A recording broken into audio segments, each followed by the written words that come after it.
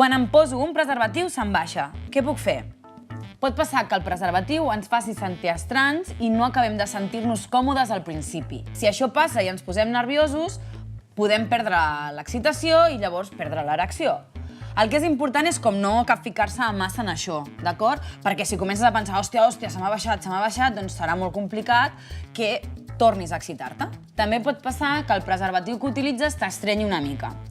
Tampoc no és que hi hagi molta diferència entre talles, no ens flipem. Però pot passar que amb una marca o amb una talla determinada ens sentim més còmodes que amb d'altres. Com diu un amic meu, tot i tenir el mateix número de sabates, no amb totes les sabates del mateix número ens sentim còmodes. Així que cal buscar aquella amb la que caminem més a gust. Tens alguna pregunta sobre sexualitat per fer-nos?